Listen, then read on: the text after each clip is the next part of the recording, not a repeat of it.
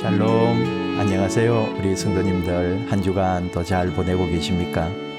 6월 여름이 시작되었고 한 주간 좀 더운 시간들을 보내고 있죠. 건강 유의하시고 또 우리 서로를 위해서 늘 기도하고 챙겨주는 아름다운 우리 교회, 우리 사랑스러운 성도님들 되시기를 축복합니다. 오늘 우리 구역 기도회 교재 23과 그 말한 대로 행하였느니라 하는 주제를 가지고 우리 같이 구역 식구들과 함께 말씀 나누고 또 하나님 주시는 은혜 함께 나누겠습니다. 사도신경으로 우리 신앙을 함께 고백하고 우리 교제 나누겠습니다. 나는 전능하신 아버지 하나님, 천지의 창조주를 믿습니다. 나는 그의 유일하신 아들 우리 주 예수 그리스도를 믿습니다.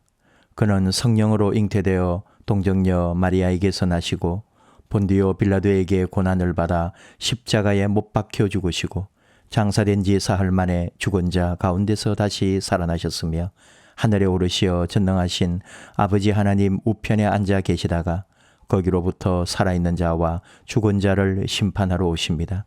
나는 성령을 믿으며 거룩한 공교회와 성도의 교제와 죄를 용서받는 것과 몸의 부활과 영생을 믿습니다. 아멘. 오늘 교재 23과 그 말한 대로 행하였느니라 말씀, 오늘 주신 말씀은 느헤미야 5장 1절에서 13절, 구약성경 732면 우리 같이 말씀 봉독하십시다. 느헤미야 5장 1절에서 13절 같이 말씀 보십시다. 그때에 백성들이 그들의 아내와 함께 크게 부르짖어 그들의 형제인 유다 사람들을 원망하는데 어떤 사람은 말하기를 우리와 우리 자녀가 많으니 양식을 얻어먹고 살아야 하겠다 하고 어떤 사람은 말하기를 우리가 밭과 포도원과 집이라도 저당 잡히고 이 흉년에 곡식을 얻자 하고 어떤 사람은 말하기를 우리는 밭과 포도원으로 돈을 빚내서 왕에게 세금을 바쳤도다. 우리 육체도 우리 형제의 육체와 같고 우리 자녀도 그들의 자녀와 같거늘 이제 우리 자녀를 종으로 파는도다. 우리 딸 중에 벌써 종된 자가 있고 우리의 밭과 포도원이 이미 남의 것이 되었으나 우리에게는 아무런 힘이 없도다 하더라. 내가 백성의 부르짖음과 이런 말을 듣고 크게 노하였으나 깊이 생각하고 귀족들과 민장들을 꾸짖어 그들에게 이르기를 너희가 각기 형제에게 높은 이자를 취하는도다 하고 대회를 열고 그들을 쳐서 그들에게 이르기를 우리는 이방인의 손에 팔린 우리 형제 유다 사람들을 우리의 힘을 다하여 도로 찾았거늘 너희는 너희 형제를 팔고자 하느냐 더구나 우리의 손에 팔리게 하겠느냐 하며 그들이 잠잠하여 말이 없기로 내가 또 이러기를 너희의 소행이 좋지 못하도다. 우리의 대적 이방 사람의 비방을 생각하고 우리 하나님을 경외하는 가운데 행할 것이 아니냐. 나와 내 형제와 종자들도 역시 돈과 양식을 백성에게 구워 주었거니와 우리가 그 이자 받기를 그치자. 그런즉 너희는 그들에게 오늘이라도 그들의 밭과 포도원과 감람원과 집이며 너희가 구워준 돈이나 양식이나 새 포도주나 기름의 100분의 1을 돌려보내라 하였더니 그들이 말하기를 우리가 당신의 말씀대로 행하여 돌려보내고 그들에게서 아무것도 요구하지 아니하리이다 하기로 내가 제사장들을 불러 그들에게 그 말대로 행하겠다고 맹세하게 하고 내가 옷자락을 털며 이르기를 이 말대로 행하지 아니하는 자는 모두 하나님이 또한 이와 같이 그 집과 산업에서 털어버리실지니 그는 곧 이렇게 털려서 빈손이 될지로다 하며 회중이 다 아멘하고 여호와를 찬송하고 백성들이 그 말한 대로 행하였느니라. 아멘. 에스라 느헤미야, 우리가 지금 에스라가 와가지고 이스라엘 유다 땅을 회복하고 있는 걸 봤고요. 이제 두 번째로 귀환한 사람이 느헤미야, 우리가 좀 많이 하기는 했었죠. 느헤미야가 이제 두 번째 와가지고 성벽 공사를 했잖아요. 이제 그러는 중에 일어난 이야기를 이제 여기 지금 오늘 말씀에 나오는데 요절 먼저 합시다. 느헤미야 5장 13절 같이 읽어요. 내가 옷자락을 털며 이르기를 이 말대로 행하지 아니하는 자는 모두 하나님이 또한 이와 같이 그 집과 산업에서 털어버리실지니 그는 곧 이렇게 털려서 빈손이 될지로다 하매 회중이 다 아멘하고 여호와를 찬송하고 백성들이 그 말한 대로 행하였느니라. 아멘. 오늘의 키포인트, 성벽 재건 중단. 사회적 불안과 소요의 위기가 찾아왔을 때 느헤미야는 하나님을 경외하는 자의 삶의 방식을 사회 지도층에게 깨우쳐 줌으로써 사회를 안정시키고 성벽을 재건할 수 있었습니다. 네, 어떤 내용인지 이제 보아가죠. 사도신경 했고요. 험한 시험 물속에서 찬송, 그 다음에 한 주간 감사했던 일들 돌아보면서 조금 더 묵상하면 더 좋겠습니다. 오늘의 이 내용을 성경 말씀 경청하기를 보고 한번 놔둘까요? 잠깐. 느헤미야의 지도하에 진행되던 성벽 재건 공사는 심각한 어려움에 처합니다. 기근으로 인한 식량난, 그리고 과중한 세금 징수로 사회적 갈등이 깊어졌습니다. 오랫동안 공동체에서 지속된 불의와 착취의 문제가 본격적으로 노출됩니다. 계층 간의 갈등과 대립은 그 어느 때보다 첨예해졌습니다. 이러한 문제를 해결하지 못하면 성벽 공사는 결코 끝마칠 수 없었으며 극단적인 경우 공동체 구성원들의 불만이 공멸을 초래할 위기에 처했습니다. 이때 느헤미야는 탁월한 리더십을 발휘해서 공의로운 사회 질서를 구축하고 성벽 재건도 무사히 마칠 수 있었습니다. 사회 구성원의 갈등이 심해지는 위기의 시대에 지도자들이 갖추어야 할 리더십은 무엇이라고 생각하십니까? 느헤미야에 대해서는 우리가 뭐 많이 했지만 그래도 한 번 더 더듬어 보면은 느헤미야가 총독으로, 유대 총독으로 이제 와요. 그냥 온 게 아니고 성벽 공사나 여러 가지 일로 오면서 총독이라고 하는 자격을 가지고 오게 되죠. 그런데 와서 이제 성벽 재건 공사를 했잖아요. 근데 이게 이제 참 외부 세력들, 우리가 여기 이제 앞에 나오는 내용들입니다. 4장까지 굉장히 힘들었어요.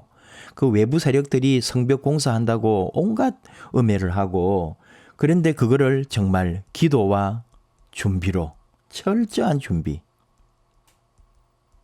이걸 다 이겨내죠. 근데 문제는 이제 내부 갈등이 생기더라 이거예요.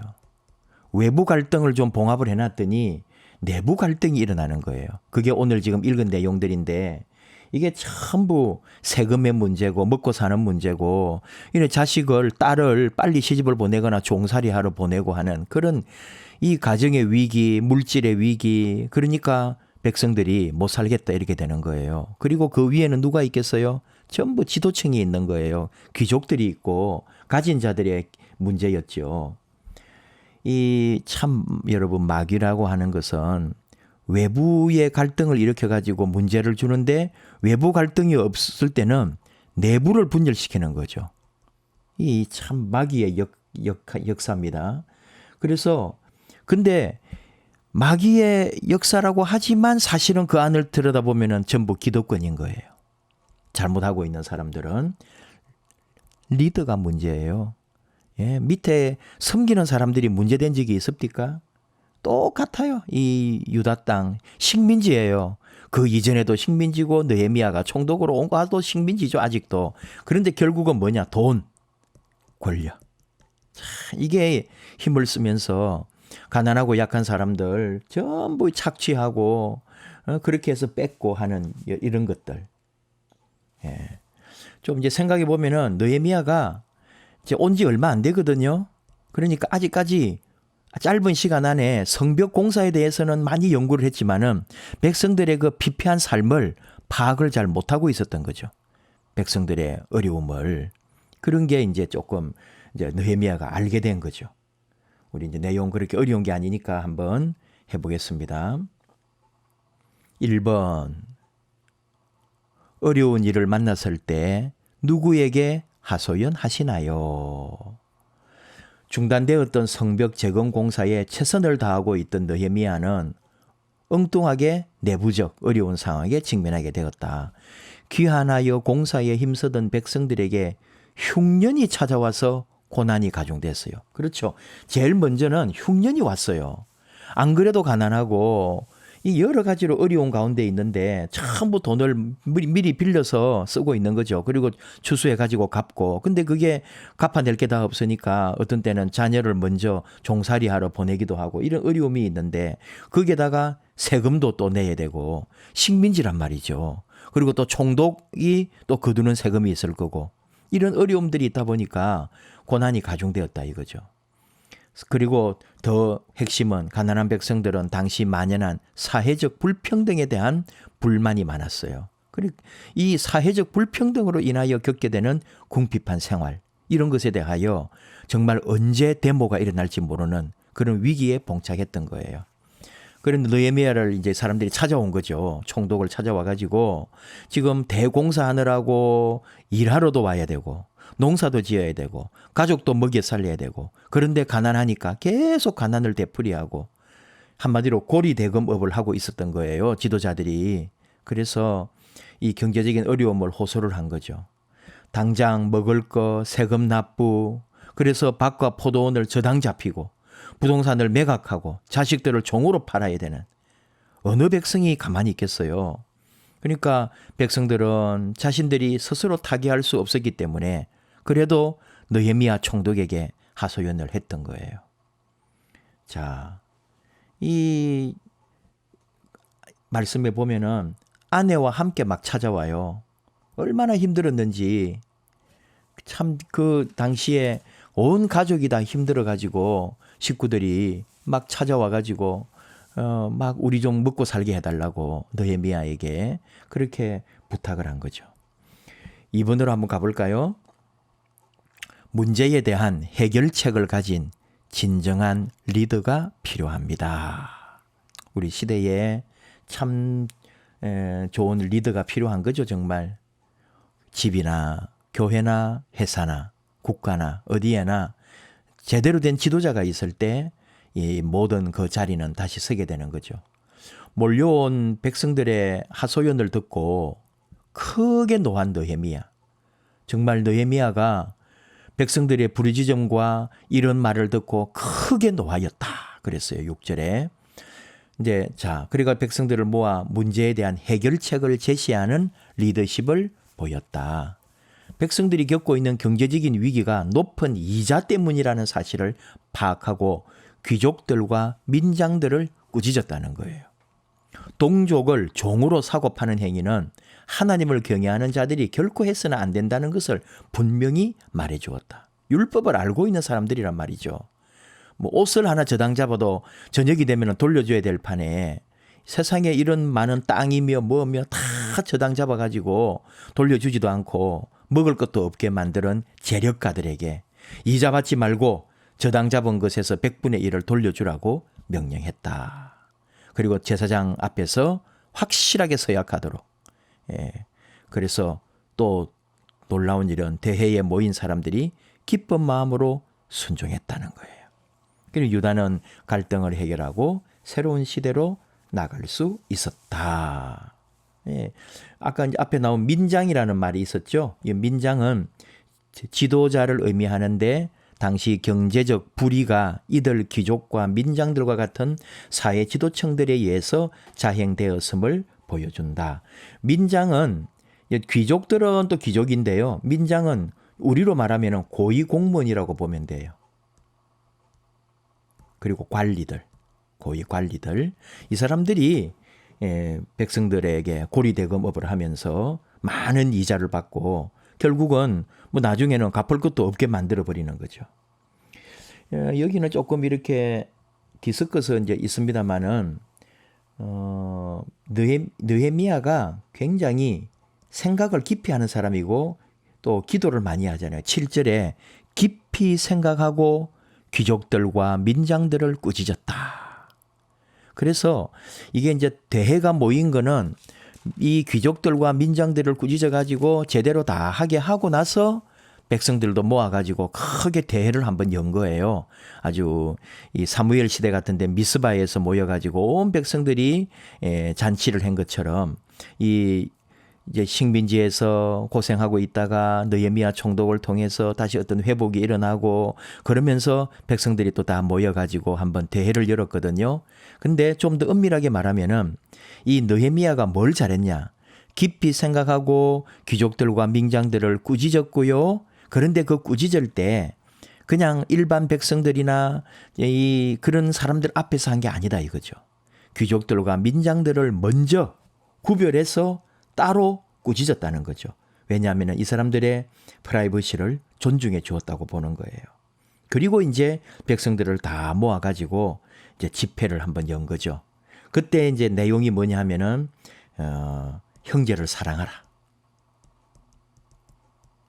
그 다음에는 하나님께 영광. 이거를 이제 유다 백성들에게 말을 해준 거예요.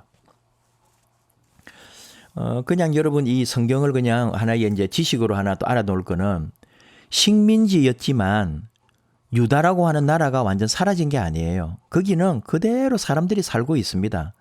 포로로 끌려간 사람들이 많다는 거지. 그대로 또 아무리 그래도 포로로 더 많이 끌려갔겠어요? 남아있는 사람이 많이 있단 말이에요. 각 지방에는. 그 사람들은 그대로 농사지은 거 다 이 제국에 세금으로 내놓아야 된다고요. 그리고 이렇게 1차, 2차, 3차 포로 기한이 있었기 때문에 이제 돌아온 거지, 포로들이.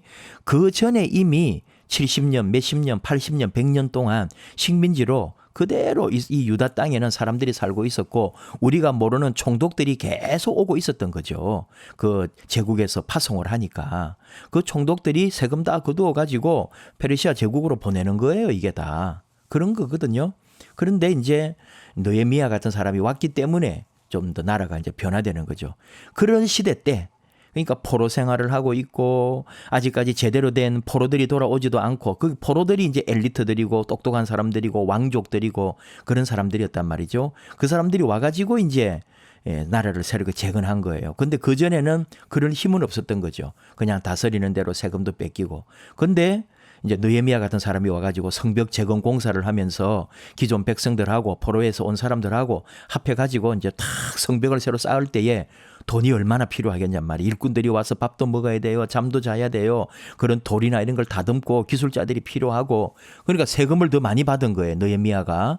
그랬더니 내부를 들여다보니까 이 고리대금업에 백성들이 굶어 죽을 판인데 세금까지 더 거두게 되니까 백성들이 다 들고 일어나가지고 느헤미야를 찾아왔다. 그런 얘기입니다. 예, 좀 그런 거를 그냥 나름대로. 그래서 결국은 이제 백성들이 다 하나가 된 거잖아요. 이 느헤미야가 이제 추진한 거죠. 이 지도자의 지도력입니다. 우리가 리더십이라고 그러는데 정말 지도자가 누구냐에 따라서 나라를 새롭게 만들어 갈 수 있는 거죠. 이 모두가 연합하여 하나가 되고 아멘 했다는 거예요.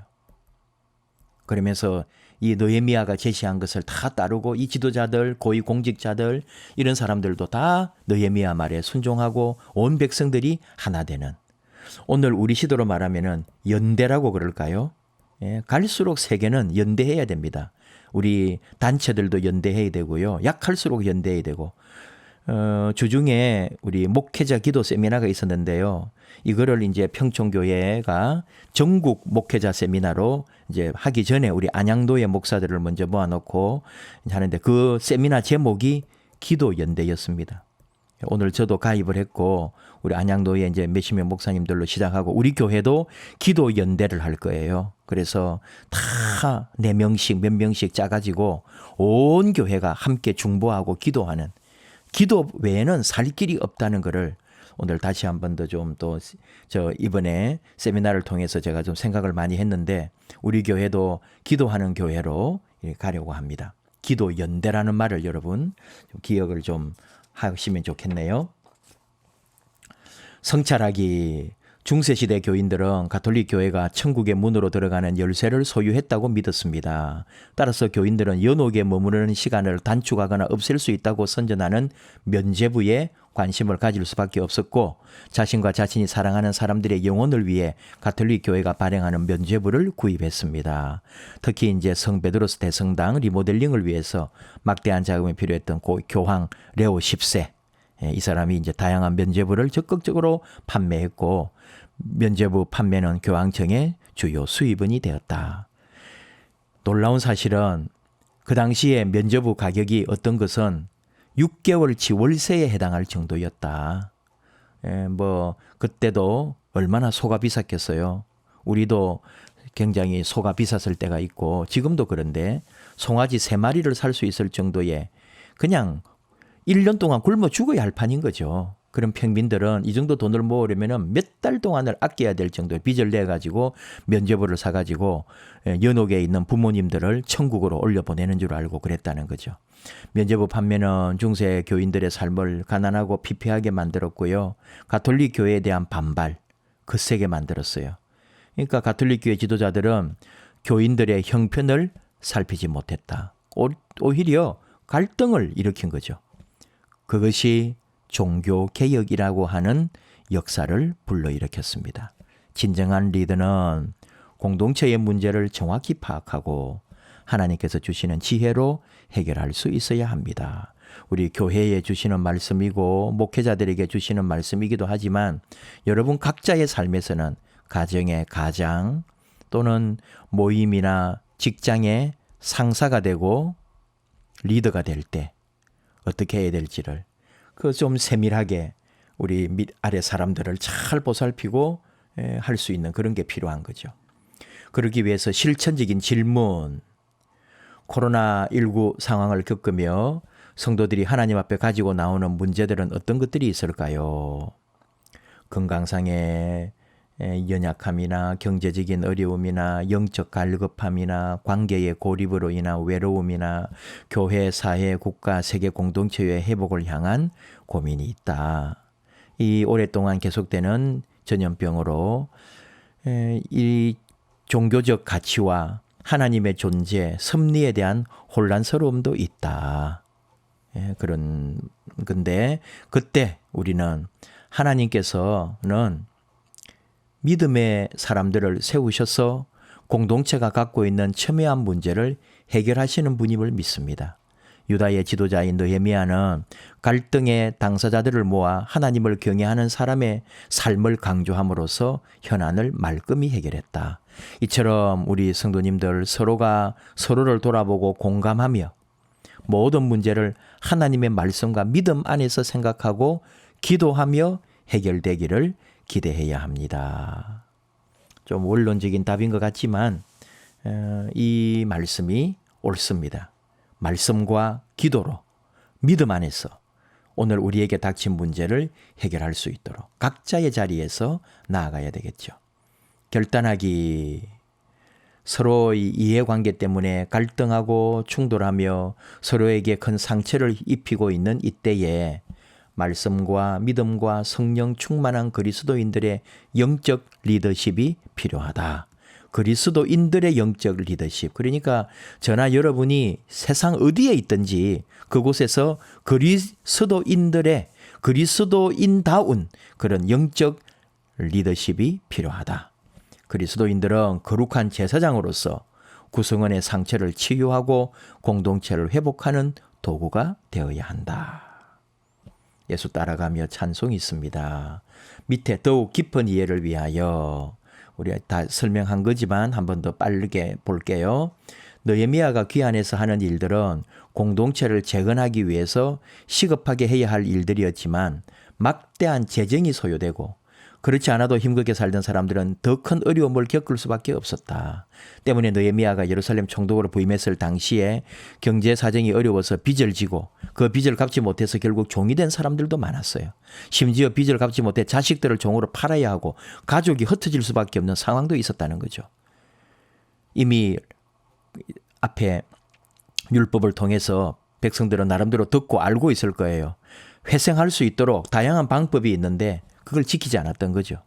그래서 느헤미야가 이 모든 경제적인 문제를 개인의 차원에 국한하지 않고 사회적 문제로 규정하고 대책을 강구하고 시행했다. 백성들이 몰려와서 하는 이야기를 들은 느헤미야는 문제점을 지적하고 해결책을 제시하는 지도자다운 모습을 보여주었다. 예. 오늘의 기도 같이 하겠습니다. 시작. 치유와 회복의 하나님, 우리는 여전히 불의와 갈등과 대립으로 소망 없는 사회 속에서 살고 있습니다. 그러나 선택하여 세우신 하나님의 백성을 통해 이 사회가 소망과 생명력 넘치는 공동체가 될 줄 믿습니다. 하나님께서 세우신 사람들이 치유와 회복의 도구로 사용되어 평화의 공동체를 만들어가게 하소서. 아멘. 하나님은 우리를 통해 문제를 해결하시고 치유하십니다. 틀림없습니다. 지금 우리 한국 사회를 변화시키고 다시 연합하고 하나 되게 하는 것, 우리 한국 교회의 사명입니다. 이 민족을, 열방을 하나 되게 하는 일에, 연합하는 일에, 연대하는 일에 섬김과 치유가 필요하겠죠. 당연히. 기도가 필요하겠죠. 구역원들과 톡으로 또 기도 제목도 나누시고 한 주간 구역원들 위해서 서로 기도해 주시기를 바랍니다. 조금 무거운 주제인 것 같기도 하지만 오늘 우리 시대에 좀 많이 우리가 분열되었다는 말을 하잖아요. 주일에 또 설교할 때도 우리 더 서로 연합하자, 하나 되자, 사랑하자, 섬기자 그런 설교를 많이 하게 되는데 이 어려운 시대에 우리가 서로 연대하고 연합하고 하나 될 수 있도록 우리 함께 각자의 자리에서 그리스도인다운 그런 삶이 계속 이어지기를 바랍니다. 회복과 치유에 힘쓰는 우리 그리스도인들, 우리 교회 되기를 원합니다. 제가 기도하고 마무리하겠습니다. 하나님 아버지 감사합니다. 느헤미야를 통하여 그 유다 백성들의 가슴 속에 맺힌 많은 문제와 또 한 맺힌 서름과 또는 위기 속에서도 우리 하나님께서 역사해 주시고 아름답게 해결해 주신 것 감사합니다. 하나님의 말씀 안에 율법 아래 그리고 백성들의 참된 마음을 헤아리면서 이끌어간 느헤미야 그리고 순종했던 지도자들과 모든 백성들 하나님 바로 우리나라가 지금 그런 나라 되게 해 주시고 우리 교회가 그런 아름다운 은혜와 질서가 있는 교회 되게 하시고 우리가 몸담고 있는 처소가 그런 좋은 지도자로 또 하나님 앞에 쓰임받는 종들로 그렇게 연합하고 하나 되게 하여 주옵소서. 이 땅의 어려움들을 위해서 쓰임받는 우리 교회 되기 원합니다. 우리 교회를 통해 사랑하는 우리 성도님들이 멋지게 이 세상을 구하는 일에 쓰임받는 사명받는 우리 교회, 우리 성도님들 되기 원합니다. 저희를 사용하여 주시옵소서. 하나님 말씀하신 대로 따르고 순종하는 교회 또 저희들 삼아주셔서 이 세상이 하나님의 말씀과 은혜 아래 새롭게 되는 일에 우리를 쓰임받게 하여 주옵소서. 모든 것 우리 하나님께 감사드리며 예수님의 이름으로 기도하옵나이다. 아멘.